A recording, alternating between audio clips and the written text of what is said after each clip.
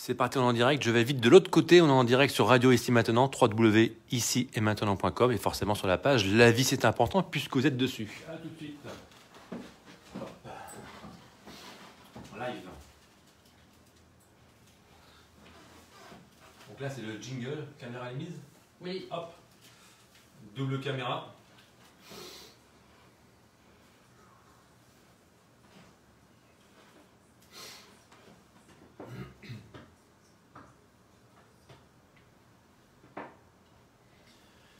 Eh bien bonjour à toutes, bonjour à tous, bienvenue pour ce nouveau module, cette petite émission d'une demi-heure comme tous les mardis à 17h.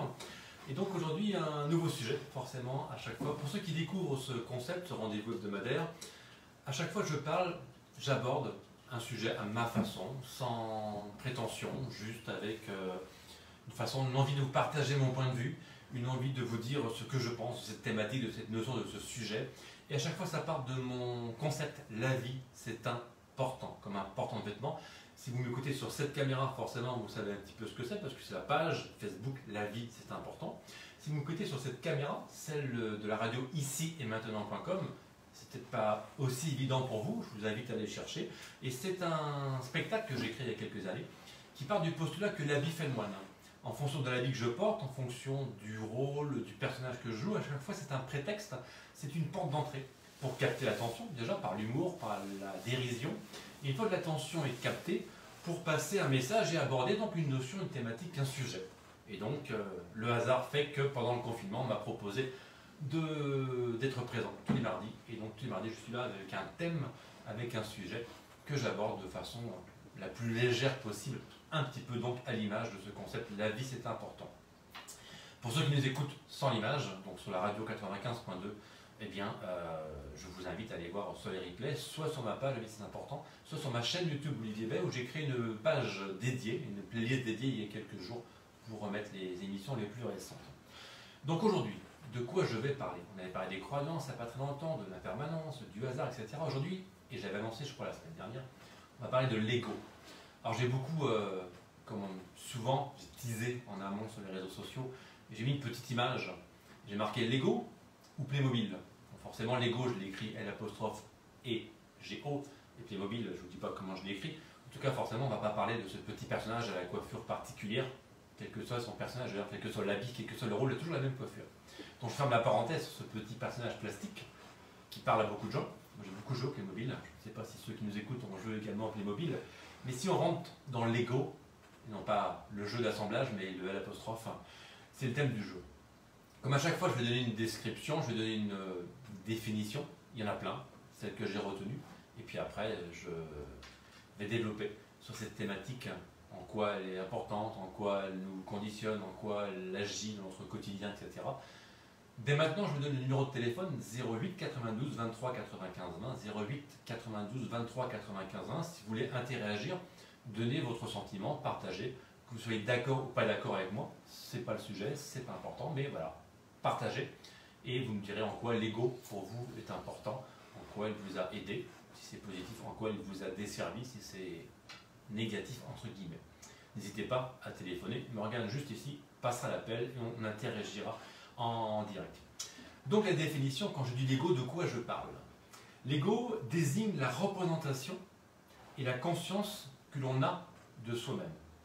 Alors d'un point de vue, on va dire psychologique, qui est plutôt un point de vue en général, on va dire positif, il est considéré comme le fondement même de la personnalité. Ça dans la rubrique, on va dire, psychologique.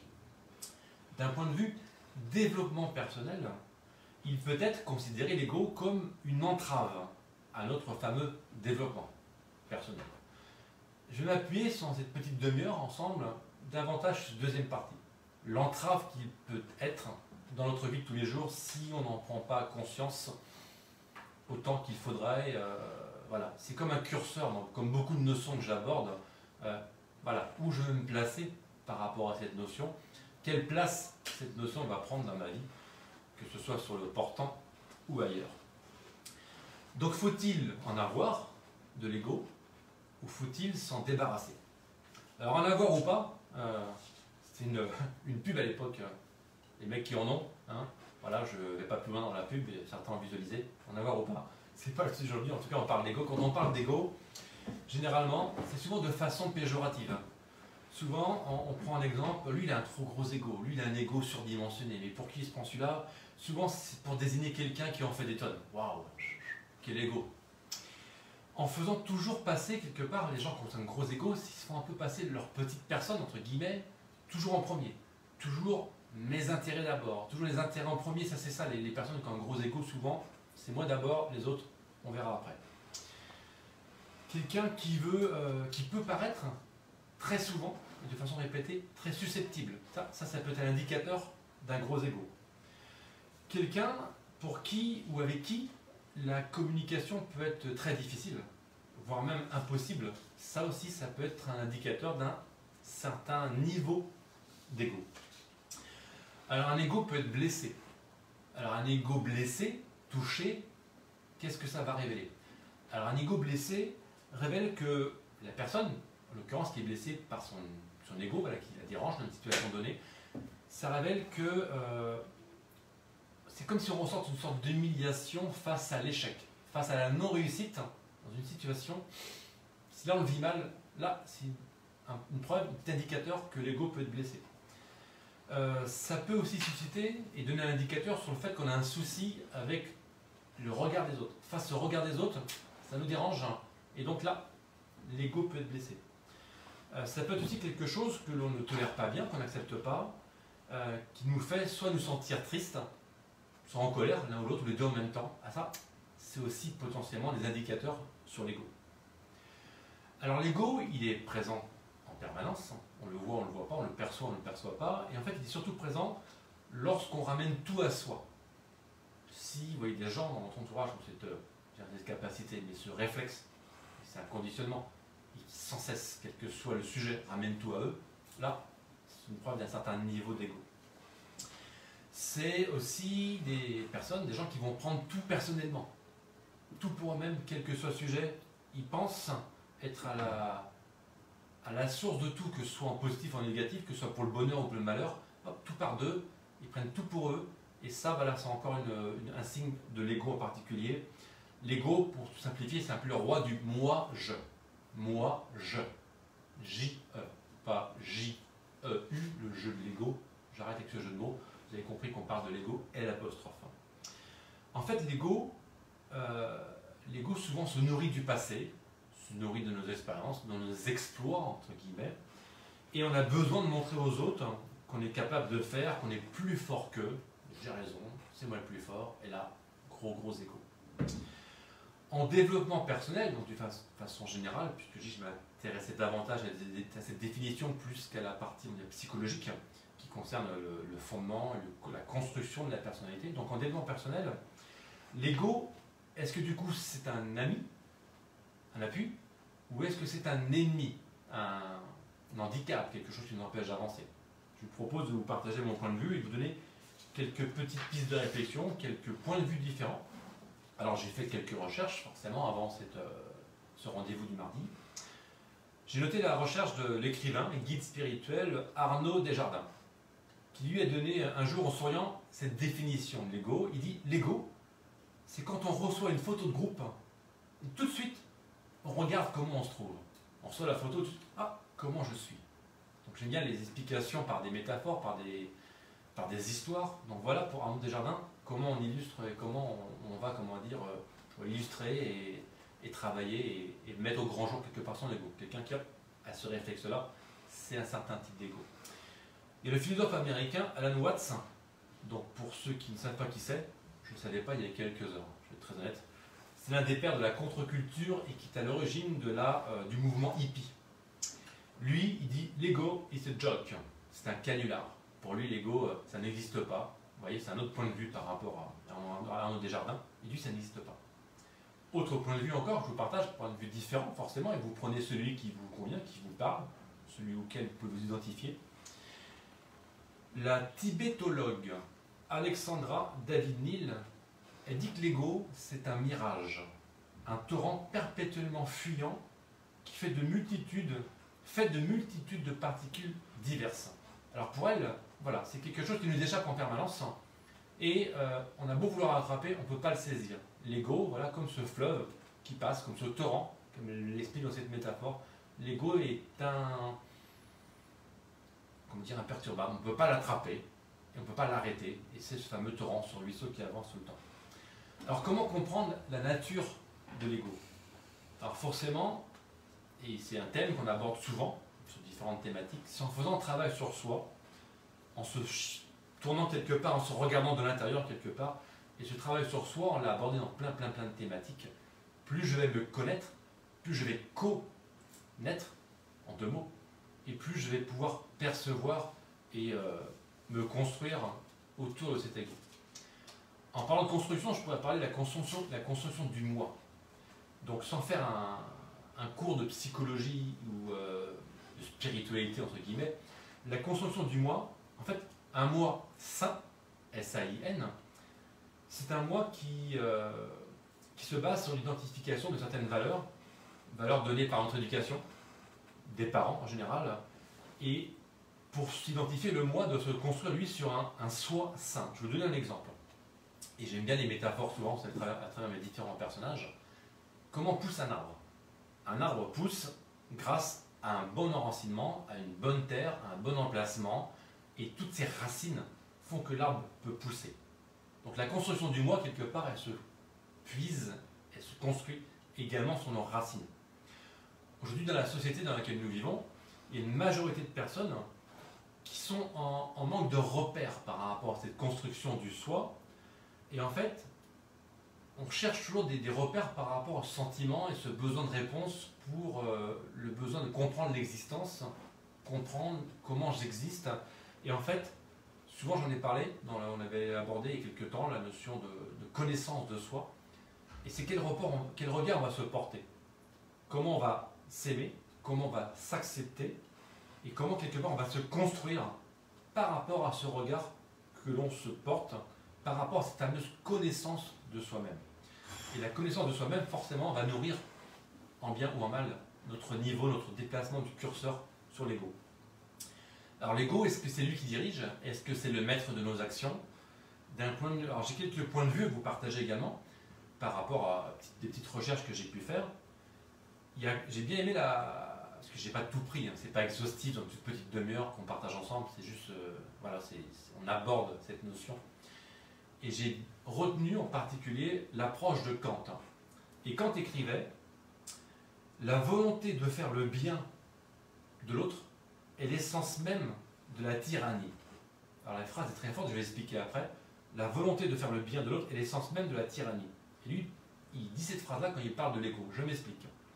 Alors ça peut être difficile d'entendre ce genre de phrase pour tous ceux qui travaillent dans le bénévolat, dans l'altruisme, qui aident, qui entraident, qui soutiennent les autres sans arrêt, qui donnent du temps aux autres. On peut ne pas comprendre cette phrase, et pourtant Kant explique que derrière cette belle générosité, derrière laquelle on se cache, pour des raisons en fait qui ne sont pas forcément identifiables, qui sont de l'ordre de l'inconscient, en fait, ça va témoigner d'une certaine puissance de l'ego. En fait, à partir du moment où on devient conscient de ça, quelque part, de l'ego, de la place qu'il prend, de vouloir donner, s'occuper, tout ça, en fait, on n'est plus maître de nos actions. Et donc, le don de soi peut vraiment commencer à partir du moment où je donne sans vouloir donner. Je m'explique, en fait, donner sans rien attendre, mais pas donner parce que ça fait bien. Donner parce que le don de soi fait que j'ai envie et je suis naturellement altruiste, c'est différent de je donne mon temps pour attendre en retour quelque chose, et là forcément l'attente fait que c'est l'ego qui va gagner. L'ego peut aussi être du coup comment je pourrais dire ça, une sorte de fausse représentation de soi-même. Je m'explique. Il y a plein de courants spirituels où l'ego, quelque part, c'est la fausse représentation de l'individu. C'est quelque part la fausse image que l'on pourrait se faire de nous-mêmes. Donc une fois de plus, dans une petite demi-heure, je ne développe pas autant qu'il faudrait peut-être, ou autant qu'on voudrait. Mais en fait, il y a plein de courants qui disent attention, trop d'ego fausse l'idée et l'image que je peux avoir de moi-même. Cette représentation sera en fait un écran. Trop d'ego sur un écran par rapport à la vraie nature humaine. Donc une fois de plus, j'aime bien cette notion de curseur, trop ou pas assez d'ego. Voilà, ça va dépendre à chacun de déplacer ce curseur par rapport à ses expériences, par rapport à son vécu. Et au fur et à mesure de notre avancée dans la vie, au fur et à mesure de nos expériences, au fur et à mesure de ce qu'on dépose sur le portant, la vie c'est un portant, tout ce qu'on y dépose, je pense que ça nous fait travailler chaque jour. Si on prend un peu de recul, un peu de détachement, je parlais un peu plus loin de l'acceptation. Forcément là je prends conscience de mon ego, l'ego peut devenir un ami. Donc forcément, mes souvenirs, mes expériences vont nourrir mon positionnement par rapport à mon propre ego. C'est comme si en fait l'ego naît d'un héritage génétique. Je m'explique. En fait, souvent, il y a une confusion entre l'illusion qu'on se fait de qui on est et la perception du coup qu'on a et qui on est vraiment. Et ça s'appelle le travail d'une vie, de savoir et réussir à savoir qui on est concrètement. À partir du moment où on a fait ce travail, je reviens à ce que je disais au début, travail vers soi, se regarder de l'intérieur, et bien quelque part on va prendre de la distance. Et là l'ego va devenir peut-être plus ami qu'ennemi. En fait, quand on se libère de l'ego, on peut être, qui dit se libérer, dit liberté, et cette liberté nous donne accès à peut-être plus d'amour propre, plus de libre arbitre, plus d'esprit critique, et moins de, comment dire, on est moins sous la dépendance de vouloir avoir raison toujours, quelle que soit la situation. Et j'en parlerai un peu plus tard, de vouloir toujours avoir raison, c'est assez intéressant de travailler là-dessus quand on travaille sur l'ego. Donc attention parce que l'ego, ça peut être, on l'a dit, une fausse interprétation de qui on est. Donc quelque part, l'ego peut nous tromper. La tromperie de l'ego, l'ego adore nous tromper. Je parle souvent du cerveau reptilien, donc qui travaille, qui nous protège quelque part, qui se nourrit du danger, qui se nourrit des peurs. Et sans ce cerveau-là, on se mettrait souvent en danger. Donc heureusement qu'il existe, pardon. Mais en même temps, donc l'ego, pourquoi il nous trompe? L'ego, parfois donc on se reconnaît dans différents jugements. La tromperie de l'ego, c'est tout simplement, en fait, nos capacités de réaction ne sont pas celles qu'elles devraient être. Je m'explique. L'ego, il a une sorte de pouvoir anesthésiant. Par moment, on lui résiste, et dès qu'on relâche, hop, lui, il revient à la charge. Par moment, c'est nous qui contrôlons, par moment, c'est lui. Donc en fait, il faut être vigilant par rapport à soi-même, et je parle souvent de la mise à distance, de la prise de recul, quand on dit lâcher prise. Souvent, on avait parlé sur d'autres émissions, le fait d'accepter et de laisser faire, d'être dans l'instant, dans l'ici et maintenant, dans le présent, et voir ce qui se passe. Se donner de la distance, c'est permettre à l'ego d'être moins, comment dire, décisionnaire de nos actions. Donc, soyez vigilants. L'ego se manifeste comment? Il se manifeste par notre sentiment, notre besoin d'autorité, notre besoin de désir. On a abordé aussi également les plaisirs sur des émissions précédentes. Le plaisir, rappelez-vous, il est toujours addictif. Le plaisir, c'est satisfaire un plaisir, c'est immédiat. Et une fois qu'il est satisfait, je veux satisfaire un autre plaisir. À la différence de la joie, on a déjà parlé, qui est un sentiment, une émotion intérieure. Le plaisir est toujours extérieur. Je ferme cette petite parenthèse. Donc souvent, cette manifestation, ce besoin d'autorité, de désir est carrément inconscient, mais le fait de vouloir imposer aux autres des idées, par exemple, une certaine façon de penser, d'agir, tout ça, c'est une fois de plus des indicateurs par rapport à l'ego qui est super présent. On pense parfois que ce que l'on dit ou ce que l'on fait est bien. Et à l'inverse, ce que dit ou ce que fait l'autre est mal. Je caricature, je prends deux extrêmes, c'est très binaire dans mon explication, mais là, une fois de plus, on a tort si on pense comme ça. Chacun agit en fait en fonction de sa compréhension de la situation, en fonction de son histoire, en fonction de ses expériences, une fois de plus. Et une fois de plus, je reprends la métaphore du portant, en fonction de ce qu'il pose sur son portant. Vous avez compris que le portant, c'est le fil de la vie, le fleuve de la vie. Donc en fait, c'est mes expériences qui vont me nourrir et qui vont me permettre de me détacher de l'ego. Si je suis toujours dans la quête d'avoir raison, c'est pas le chemin le plus conseillé pour travailler sur l'ego. Donc trop de pouvoir donné à l'ego empêche d'être dans l'acceptation. Et donc du coup on est sans arrêt dans la rumination, dans la création mentale.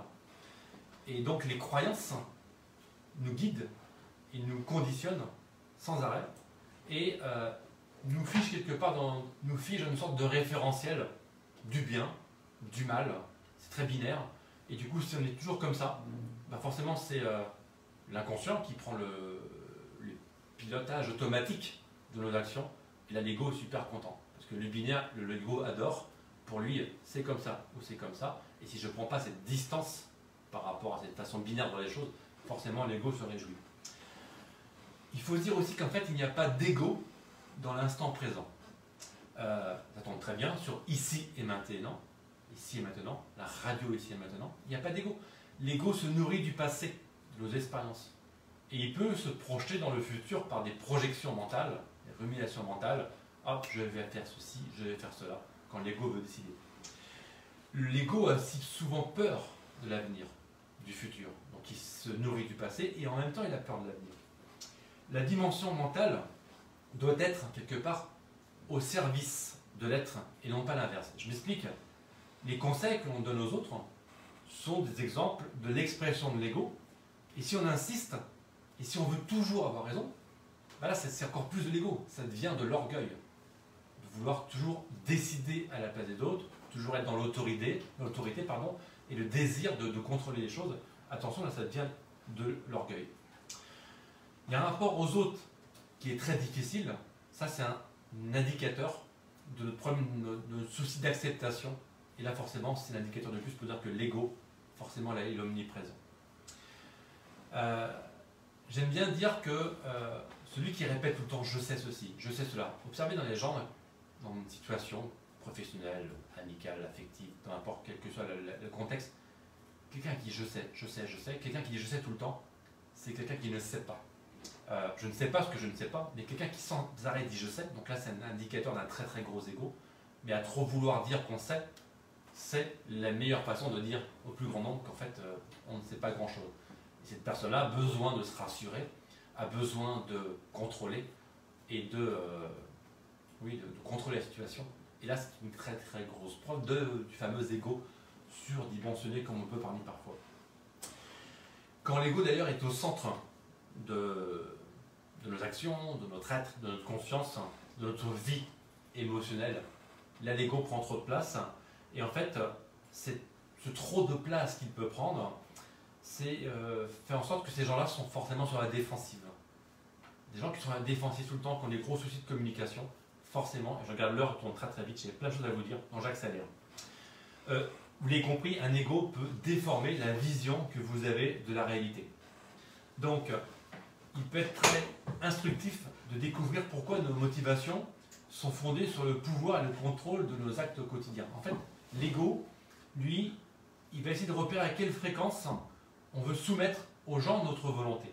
Et le travail qu'on a à faire, c'est essayer de trouver à quelle fréquence nous sommes agacés, par exemple, quand les choses ne vont pas comme on voudrait. Quand on se sent agacé dans une situation où on perd le contrôle, et si ça revient de fréquence assez récurrente, assez fréquente, assez haute, là c'est un indicateur que du coup notre ego prend le dessus. Et on ne veut pas accepter ce fait de lâcher prise sur notre situation. Et ça, c'est la bagarre entre l'ego et moi-même. Travailler sur l'ego permet d'affronter ses peurs. S'affronter ses peurs, la peur, c'est des émotions comme les autres, on en a parlé sur d'autres émissions. Soyons conscients du travail que l'on porte et du regard que l'on porte sur l'ego. Est-ce que nous pouvons être à la fois, par exemple, on peut être gentil, on peut être méchant, on peut vouloir donner, on peut vouloir prendre, on peut vouloir dominer, on peut subir, bref. Ce que je dis souvent, c'est la première vue non égoïste, c'est quelque part un appel inconscient à recevoir de l'intention. Je m'explique. Lorsque nous prenons toujours soin des autres et que nous leur donnons beaucoup, beaucoup, beaucoup, quelque part, c'est qu'on se cache nous-mêmes, qu'on a toujours besoin de donner. C'est un besoin de reconnaissance, un besoin d'amour qu'on réclame. Et en se cachant devant un altruisme extrémiste, c'est quelque part un ego qui a besoin de reconnaissance, besoin d'estime. Donc une fois de plus, le secret c'est prendre de la distance sur la situation et reconnaître quelque part ce besoin qui revient de façon récurrente. Et s'il y a un besoin qui revient très très souvent, et entre guillemets trop souvent, de façon très fréquente, c'est que l'ego est peut-être un petit peu plus ou trop élevé. Donc, si je veux travailler sur mes émotions, reconnaître l'ego, c'est se permettre de travailler sur les émotions. Quelques exemples. Comment démasquer l'ego dans une situation. Exemple. On ressent un sentiment de malaise, de souffrance, de peur. Hop, on le ressent. Alors, facile à dire qu'à faire. Tac, se poser, réfléchir, prendre de la distance. Et là, on a une indication que l'ego est en train de prendre peut-être trop de place. Je dis peut-être trop. Autre exemple, qu'on a tendance à être dans la possessivité. C'est mon ceci, c'est mon cela, c'est mon idée, c'est comment dire, c'est moi qui fais ci. Quand le moi revient trop souvent, quand la possessivité revient trop souvent, hop, l'autre peut vous aider à vous rendre compte que vous dites ça. On ne s'entend pas parler. L'autre, tu as encore dit moi, tu as encore dit ceci. Là, c'est une fois de plus un indicateur que l'ego est peut-être trop présent. Et je dis peut-être. Quand on a tendance à être dans le moi-je en permanence, forcément, c'est une sorte de jugement. On se positionne. Et ce moi-je, c'est une fois de plus une indication que l'ego est un peu plus présent qu'il devrait l'être peut-être.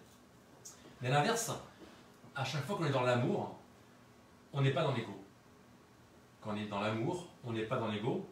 Ça peut être envers soi, mais ça peut être aussi envers les autres. Attention, ne faites pas dire ce que je ne t'ai pas dit. Être dans l'amour ne signifie pas que je n'ai pas le droit d'avoir d'émotions négatives. C'est juste accepter, accueillir mes émotions, qu'elles soient positives ou négatives. Il n'y a pas de bonnes ou mauvaises émotions en soi. Là, je pourrais me refaire un sketch de la vie, c'est important. Le sketch du flash de météo mentale. Cette phrase que je répète souvent, vos pensées sont comme des nuages. Il n'y a aucun nuage fixe dans aucun ciel du monde. Une pensée ne fait que passer comme un nuage. Après, je l'accroche, je la laisse passer, je la nourris. Et c'est la couleur que je vais lui donner, c'est le focus que je vais lui donner. Et si je vais nourrir une pensée de plus en plus gros, c'est un nuage de plus en plus gros, ça nous tombe dessus. Donc il n'y a pas de bonnes ou de mauvaises émotions. Et être dans l'amour, c'est juste accueillir les émotions, quelles qu'elles soient. Et du coup, de reconnaître et entendre ces émotions, c'est se détacher de l'ego. Donc s'il y avait un seul et un gros conseil à donner, sans aucune prétention, c'est effectivement d'être dans l'amour. De manière générale, l'ego intervient surtout lorsqu'on souffre. Et si on accueille la souffrance, hop, il n'a plus de pouvoir. Donc pour accueillir la souffrance, c'est être dans l'amour, et être dans l'amour permet de se détacher de l'ego. En même temps, c'est facile à dire comme ça, mais il faut de l'entraînement. Il n'y a pas un sportif qui réussit sans s'entraîner, il n'y a pas un musicien qui réussit sans s'entraîner, il n'y a pas un métier quel qu'il soit, quel que soit votre métier, vous n'avez pas un niveau d'expertise sans répéter, répéter, répéter.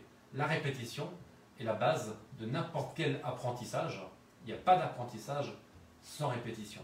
Donc se détacher de la souffrance, être dans l'amour dans une situation, ça se répète, ça s'entraîne, et plus je prends la distance, moins je suis, impacté par une situation, et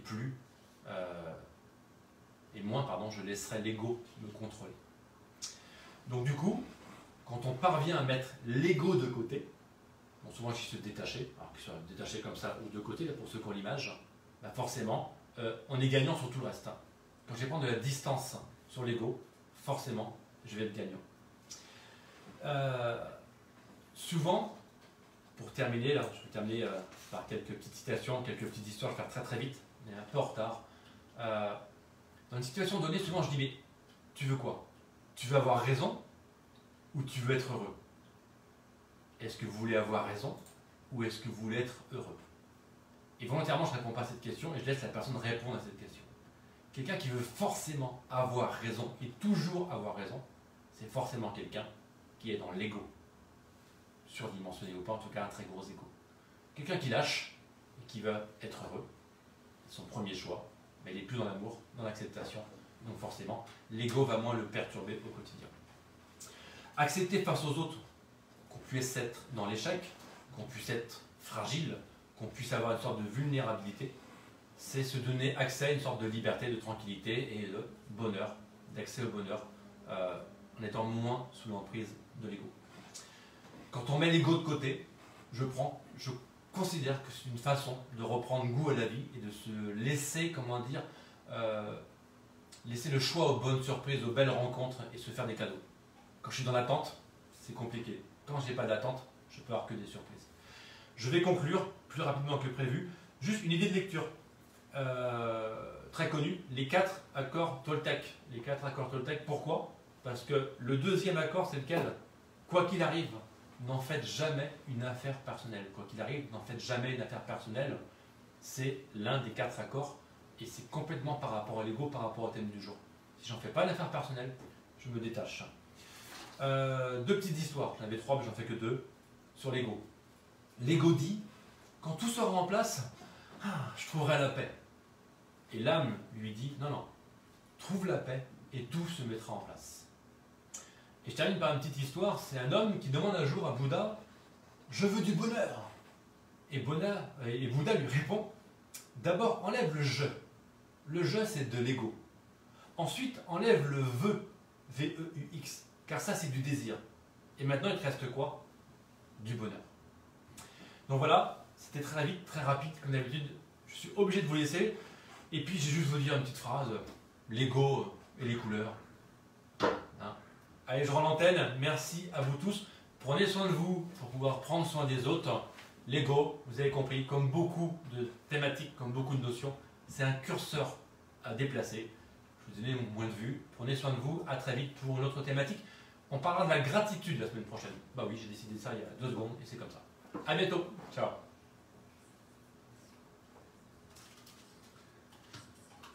Donc là, on est encore en direct. Là aussi, j'arrive pour couper. Et promis, je réponds à vos commentaires sur la page « La vie c'est important » ce soir ou demain plus tard. Attention, je rends l'antenne.